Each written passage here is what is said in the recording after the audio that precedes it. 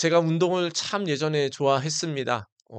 뭐 축구, 뭐 농구 뭐 다 좋아했는데 그중에서 제가 특별히 초등학교 때 좋아했었던 운동이 있습니다. 그건 다른 것이 아니고 야구였습니다. 야구 선수 중에서도 그 당시에 저는 이제 삼성 라이온즈를 좋아했었는데요.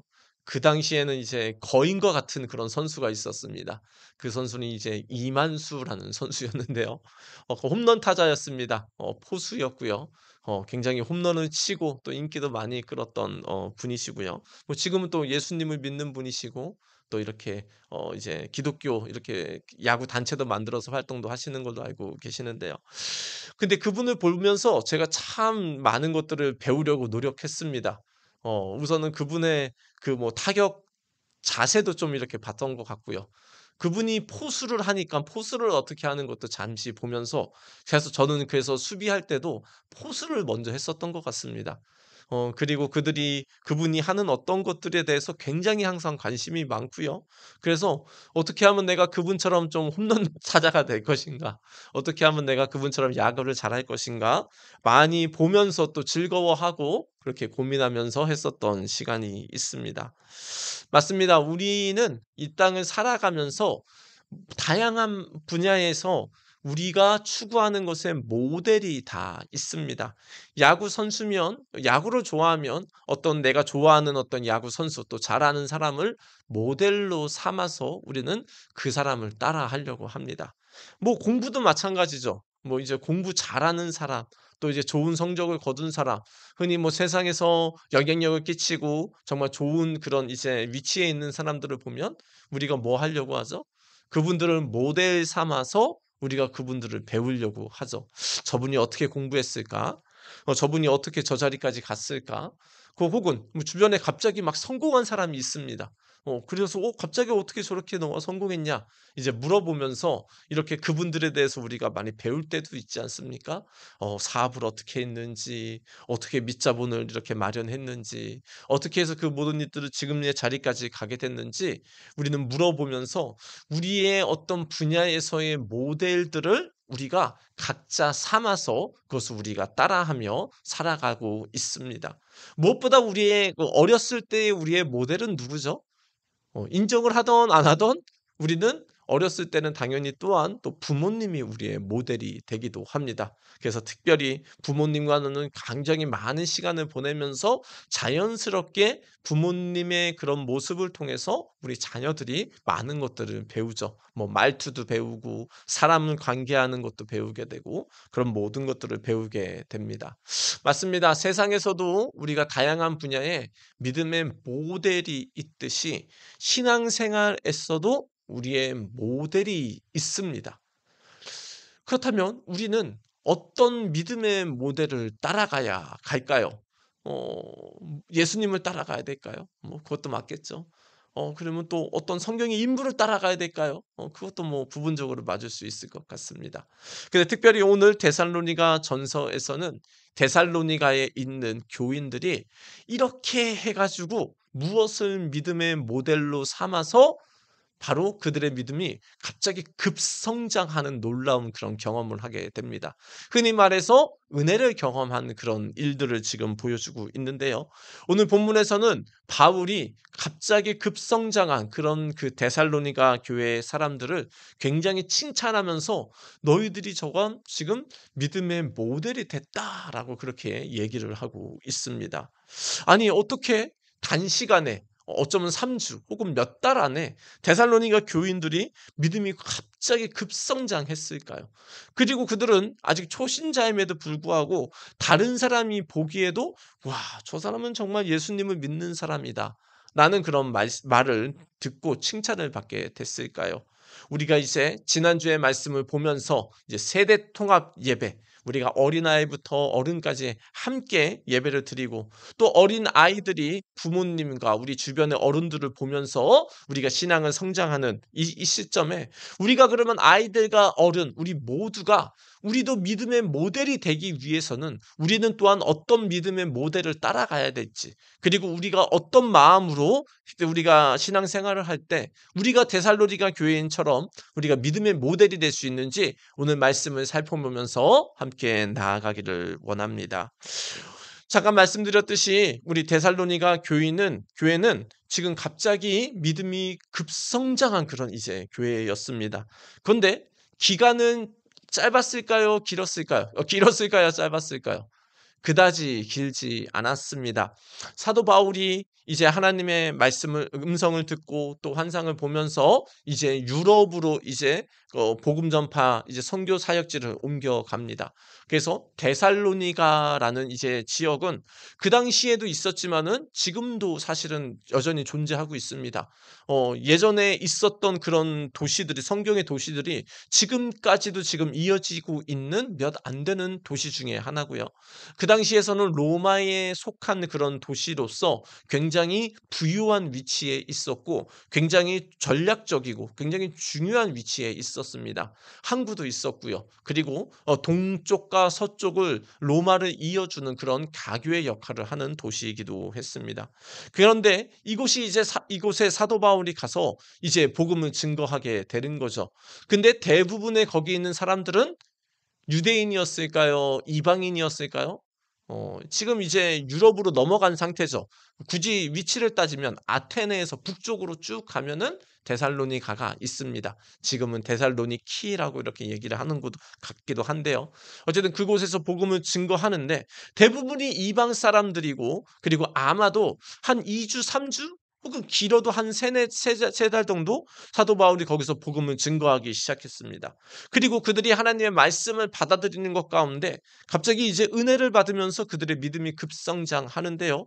하지만 안타깝게도 사도 바울은 계속해서 이제 데살로니가에서 복음을 증거할 수는 없었습니다. 왜냐하면 유대인들이 바울을 비방하고 또 예수 믿는 사람들을 비방하는 유대인들이 바울을 쫓아와서 죽이려고 했기 때문에 심지어 사도 바울이 데살로니가 지역에서 어떻게 도망갑니까?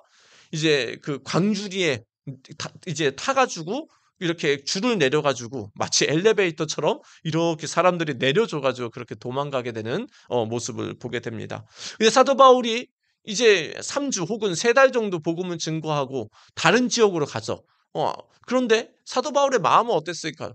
사도 바울의 마음은 내가 복음을 그렇게 오래 심어주지 못했는데, 말씀을 제대로 많이 충분히 심어주지 못했는데, 데살로니가 교회 사람들의 그 믿음이 좀 어떨까? 굉장히 그렇게 좀 염려가 됐습니다. 그래서 이제 믿을 만한 사람을 이제 데살로니가에 보내죠. 그 사람이 바로 누구냐? 아마도 이제 디모데였던 것 같습니다. 그래서 디모데를 통해서 이제 데살로니가 교회의 상황을 딱 보고 이제 바울에게 와서 그 내용을 듣게 됐는데 사도 바울이 들으니까 어떻습니까? 오늘 1장 1절부터 이제 내어는 내용이 바로 그겁니다. 데살로니가 교회 너희들이 정말 믿음 안에서 잘 성장하고 있구나라는 지금 바울이 칭찬을 하게 되는 겁니다. 너희들이 어떻게 이렇게 짧은 시간 안에 어떻게 믿음이 그렇게 견고하냐? 너희들이 아직 말씀을 충분히 받지도 않았는데 어떻게 믿음이 이렇게 성장했냐? 사도 바울이 염려했던 것과는 좀 다르게 굉장히 그들이 여전히 핍박과 그리고 많은 예수를 믿지 못하게 하는 많은 사람들의 비방 가운데서도 믿음을 견고하게 지키고 그리고 그것이 성장하고 있는 모습을 보게 됩니다. 사도 바울은 이것에 대해서 데살로니가 교인이 왜 그러면 어떻게 짧은 시간 안에 믿음이 그렇게 급성장했느냐라는 걸 살펴볼 때 다음과 같이 말씀을 합니다. 우리 1장 5절 말씀 같이 한번 읽습니다. 시작. 이는 우리 복음이 너희에게 말로만 이른 것이 아니라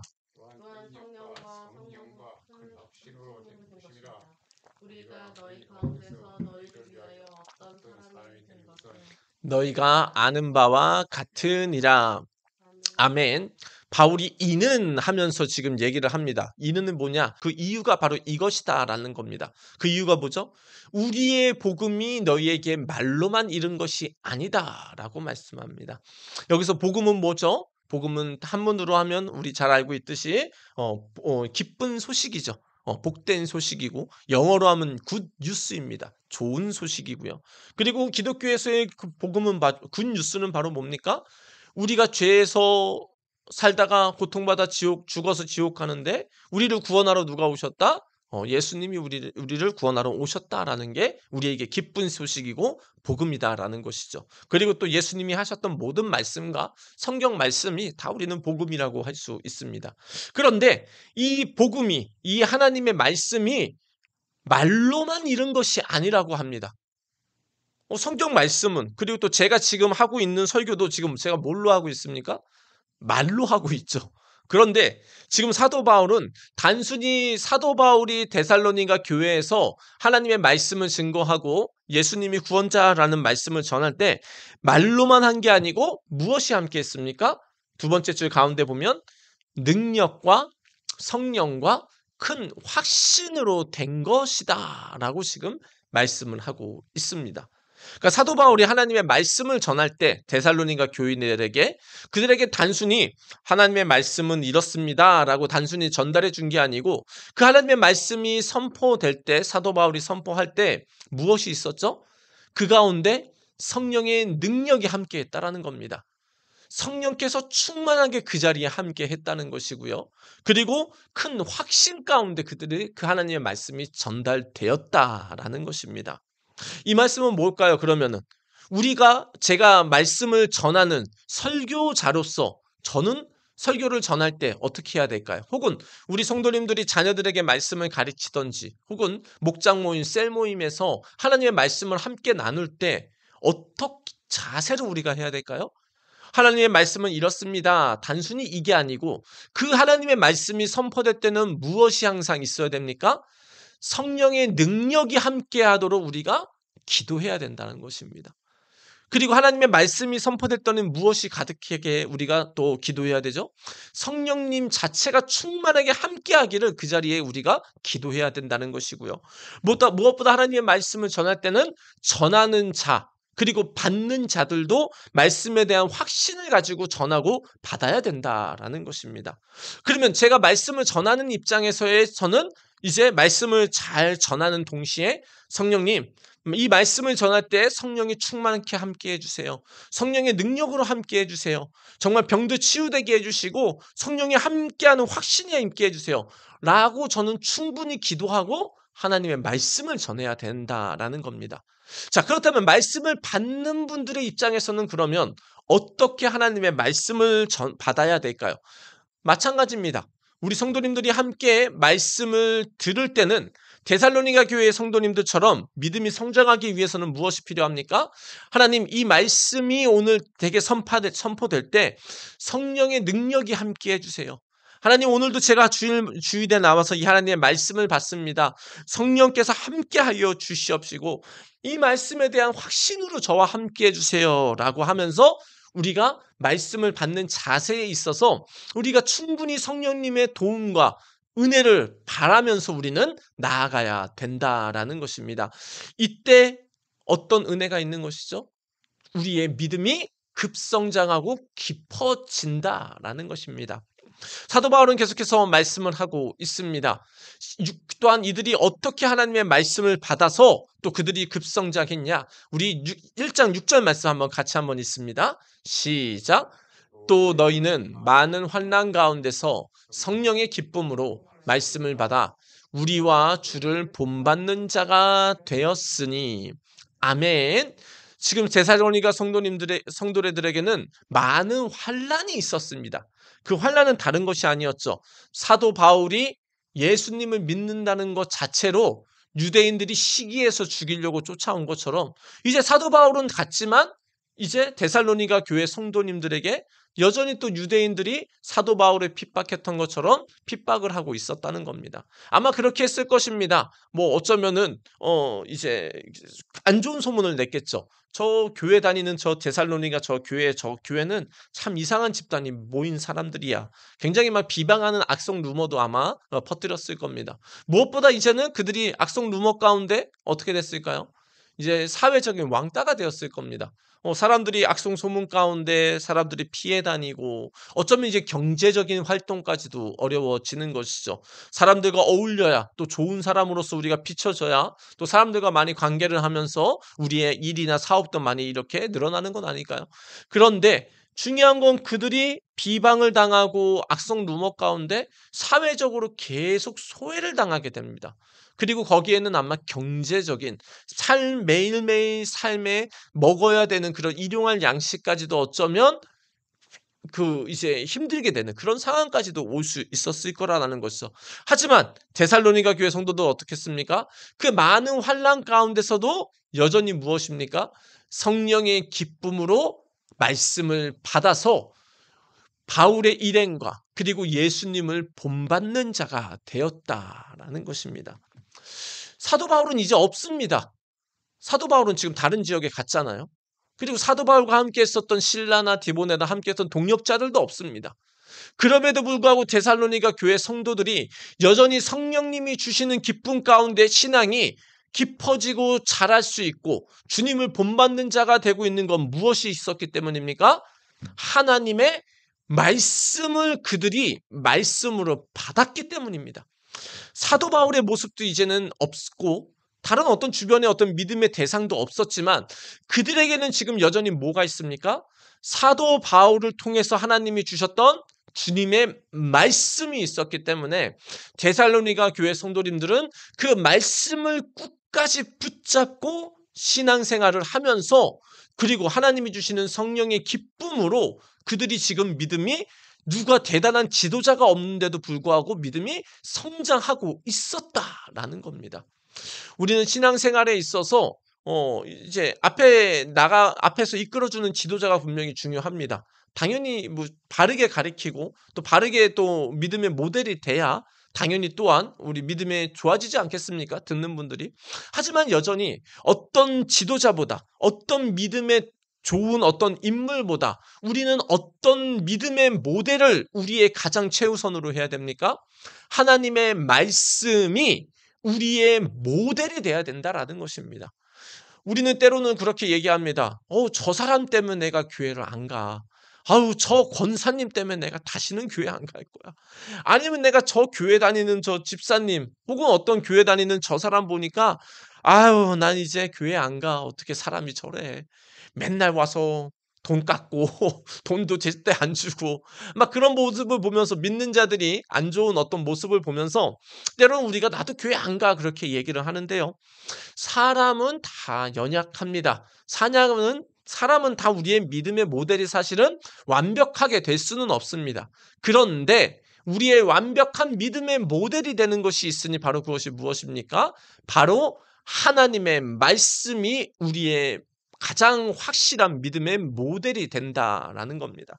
그래서 데살로니가 교회 성도님들은 이렇게 하나님의 말씀을 받았다고 합니다. 우리 2장 13절 같이 한번 읽습니다. 시작. 이러므로 우리가 하나님께 끊임없이 감사함은 너희가 우리에게 들은 바 하나님의 말씀을 받을 때에 사람의 말로 받지 아니하고 하나님의 말씀으로 받음이니 진실로 그러하도다. 이 말씀이 또한 너희 믿는 자 가운데 역사하느니라. 아멘. 데살로니가 교회 성도들이 설교를 들을 때, 사도 바울의 말씀을 들을 때 어떻게 들었습니까? 단순히 사도 바울의 말로 들었습니까? 아니면 무엇으로 받았다고 합니까? 하나님의 말씀으로 받았다라는 겁니다. 지금으로 적용하면 그럽니다. 제가 이제 하나님의 말씀을 선포합니다. 지금 제가 제 얘기하고 있는 게 아니잖아요. 데살로니가 전서 제가 지금 말씀을 전하고 있잖아요. 그럼 하나님의 말씀이 이렇게 지금 선포되면 받는 분들의 입장에서는 이 설교를 어떻게 듣는 겁니까? 이것이 하나님의 말씀입니다라고 진지하게 들었다라는 겁니다.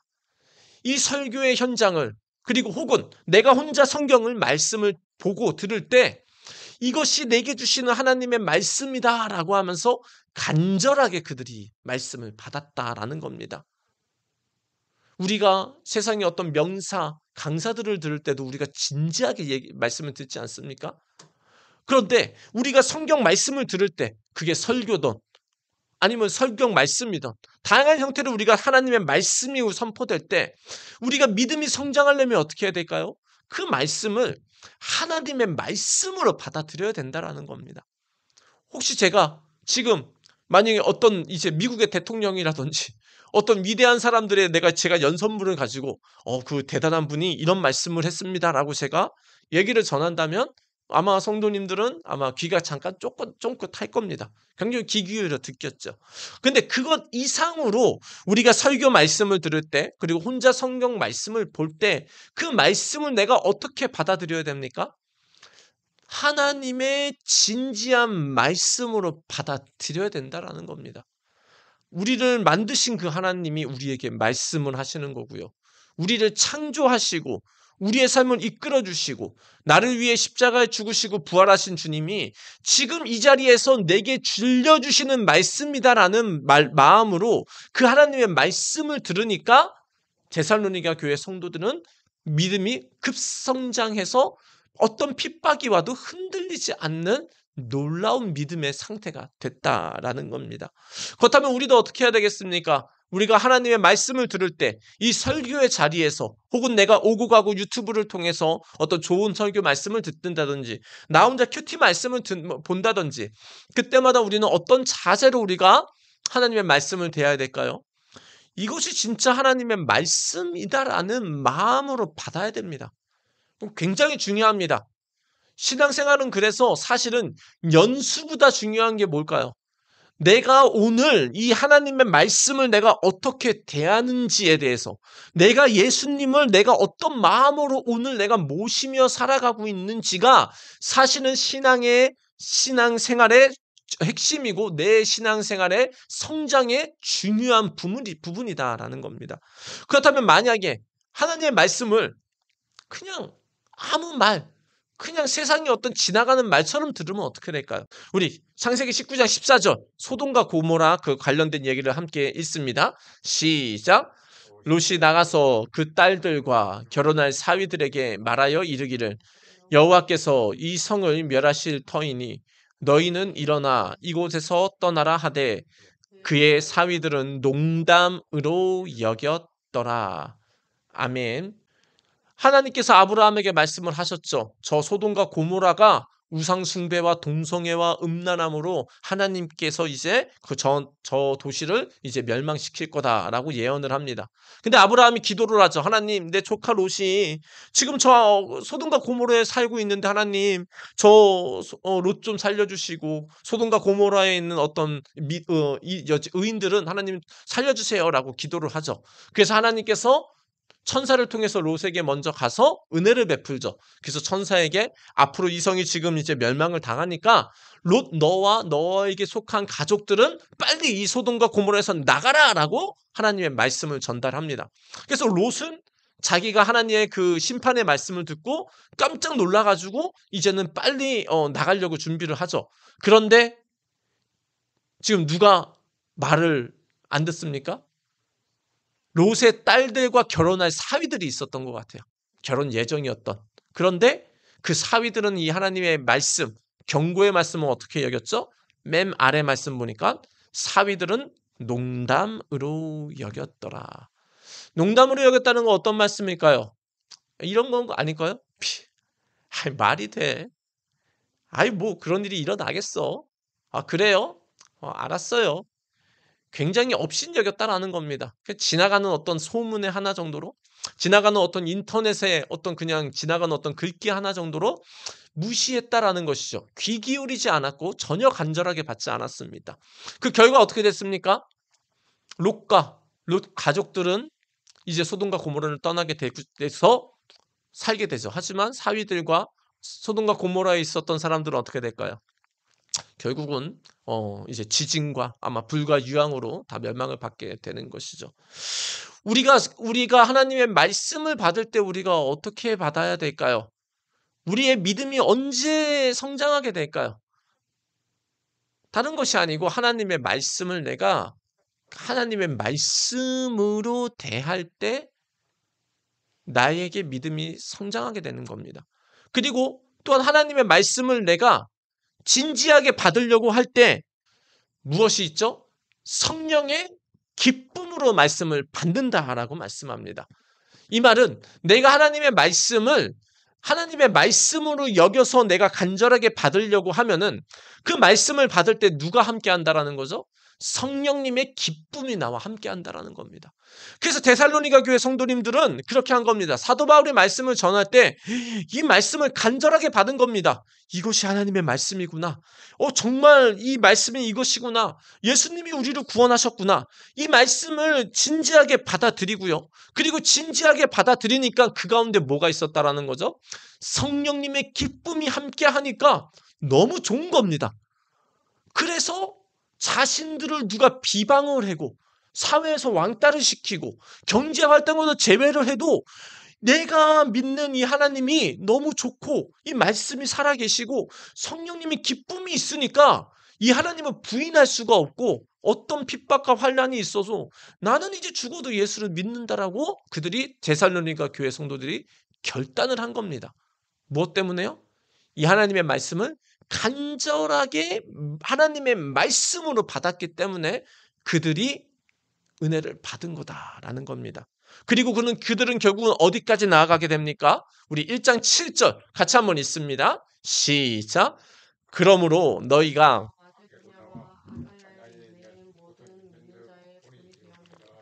아멘.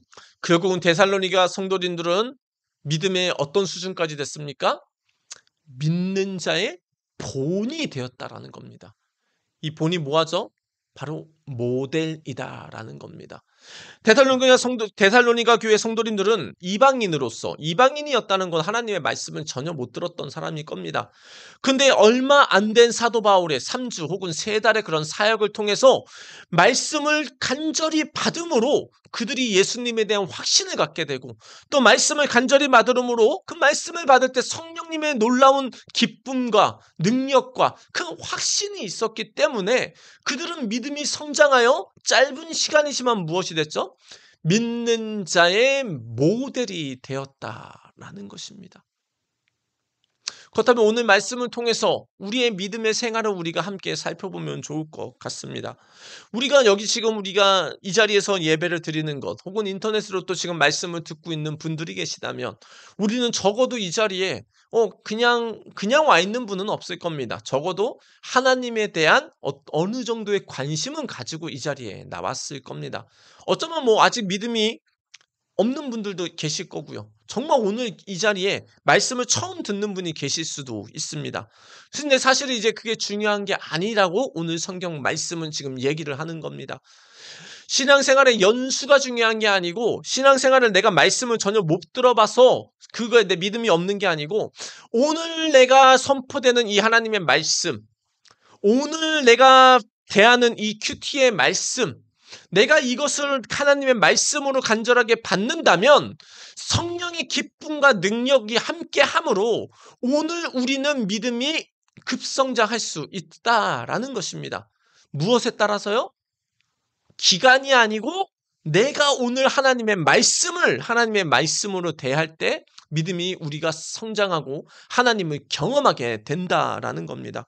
그렇다면 이제 우리가 어떤 자세로 우리도 믿음이 성장하고 나도 하나님을 경험하고 나도 기도 응답을 받고 하나님의 놀라운 능력들을 체험하며 기쁨으로 살아가려면 우리가 어떤 자세로 우리가 설교 말씀을 들어야 되겠습니까?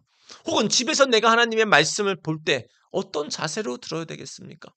바로 간절한 마음으로 받되 이것이 정말 하늘의 하나님이 나에게 오늘 들려주시는 생명과도 같은 말씀으로 여기면서 받는다면 우리의 믿음은 성장하게 되어 있습니다.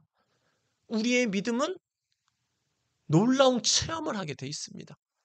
근데 오늘 아까 롯의 사위처럼 하나님의 말씀을 또 흘려듣고 또 농담으로 듣고 그렇게 신앙생활을 1년, 5년, 10년, 20년 하면 믿음이 성장한 걸까요?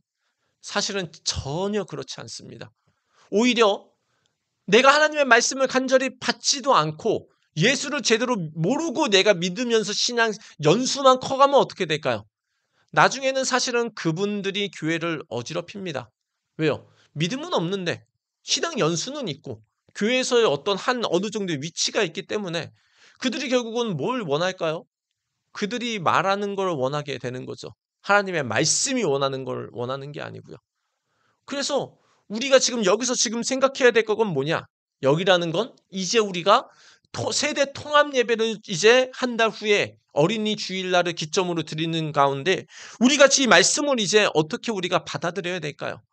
우리 여기 계신 모든 분들, 그리고 말씀을 지금 듣고 계신 모든 분들이 우리는 믿음의 본이 될 정도의, 믿음의 모델이 될 정도로 하나님의 말씀을 간절하게 받아야 된다라는 겁니다.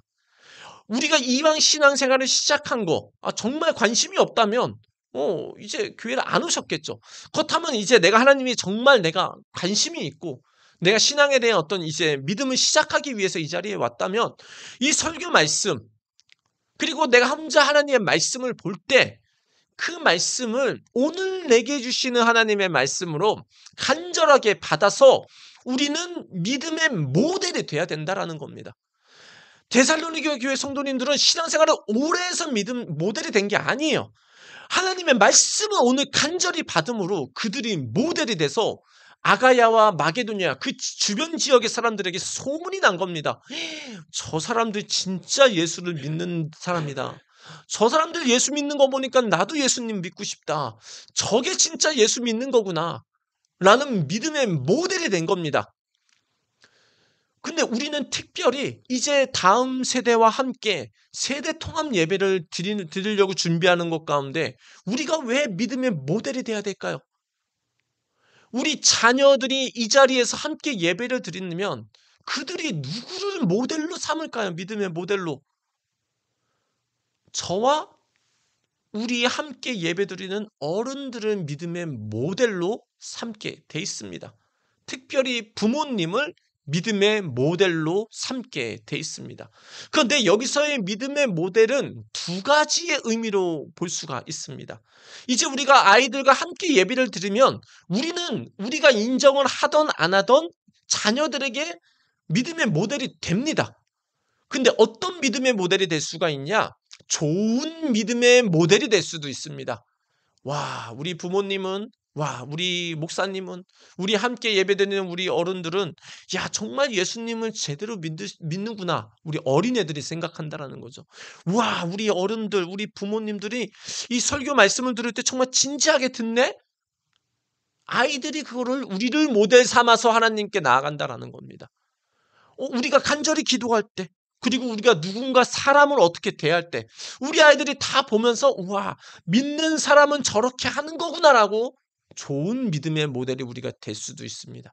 혹은 우리가 안 좋은 믿음의 모델이 될 수 있습니다.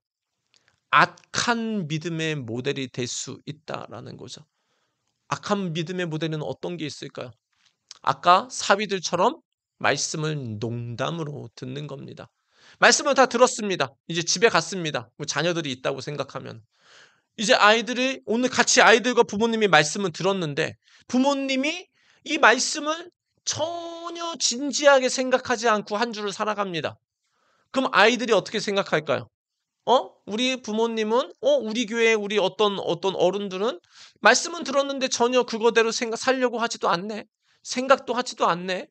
아이들의 우리가 안 좋은 믿음의 모델이 될 수 있다라는 겁니다.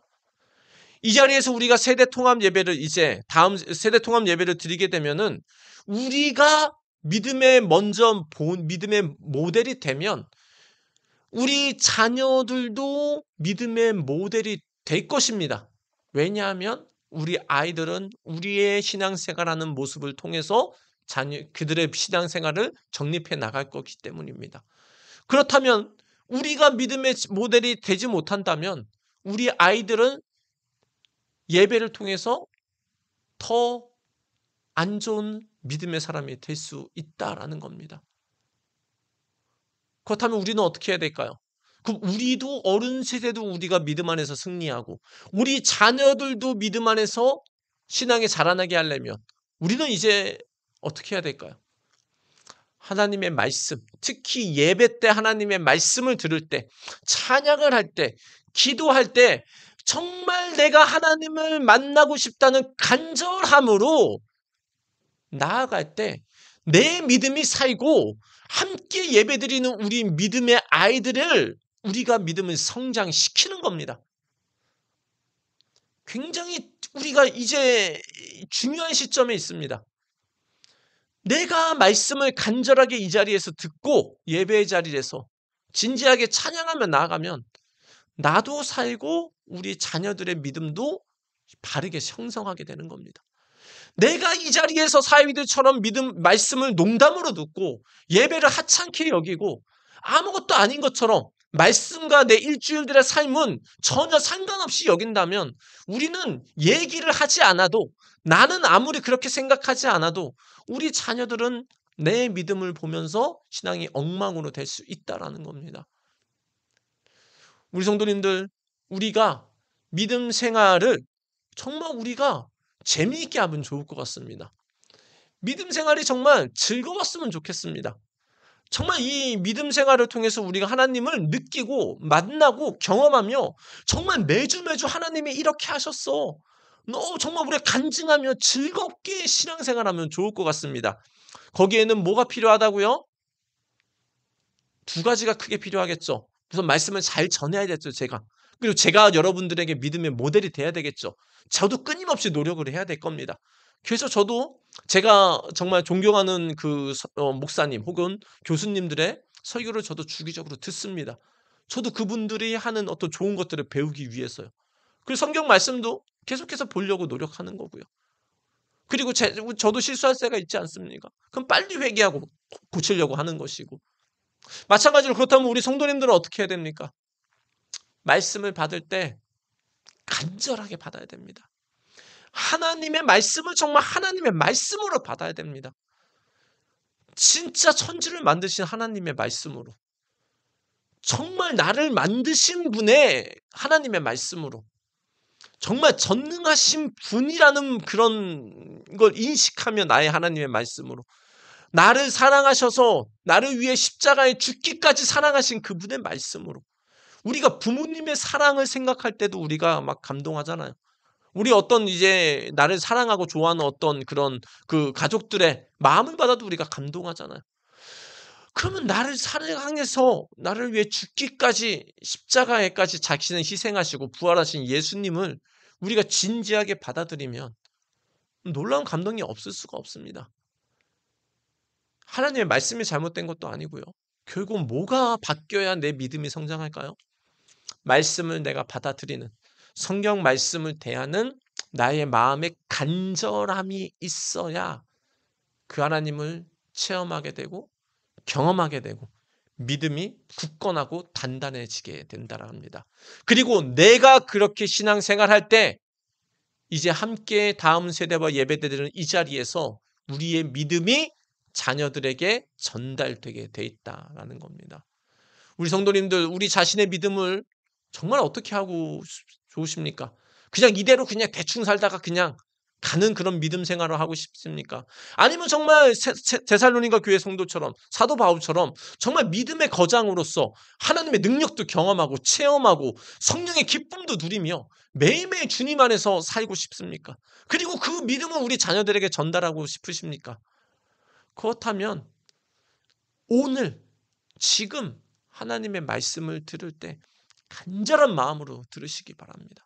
그리고 매일매일 이 주일 말씀은 우리가 한 주간에 소화해서 우리의 삶으로 연결하기 위해서 듣는 겁니다.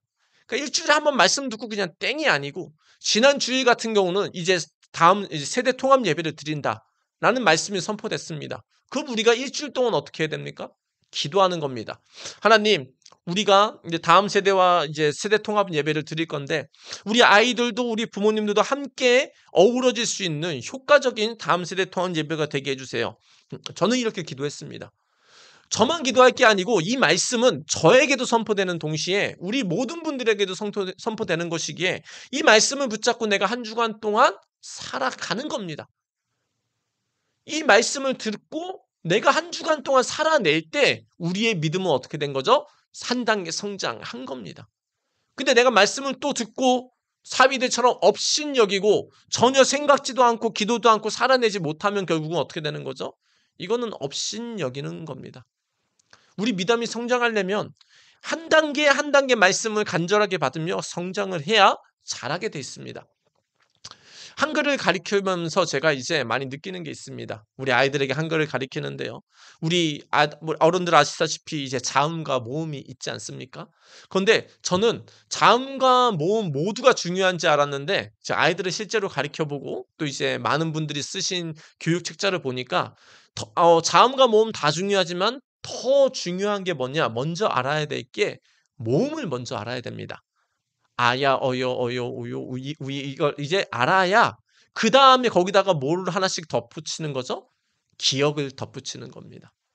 그리고 또 기억을 덧붙인 아야, 어여, 우요 이제 그 모음을 배우고 그리고 아야, 어여, 우요 거기다가 이제는 니은을 그다음엔 붙여서 한 단계씩 배워서 자기 걸로 소화할 때 이제 우리 아이들이 한글을 잘할 수 있게 되더라고요.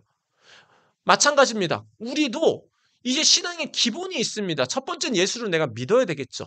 그리고 간절한 마음으로 말씀을 받으며 이제는 주일 말씀을 간절하게 받아서 내 삶에 내 걸로 소화해내야 됩니다. 이것이 바로 모음과 같은 것이죠.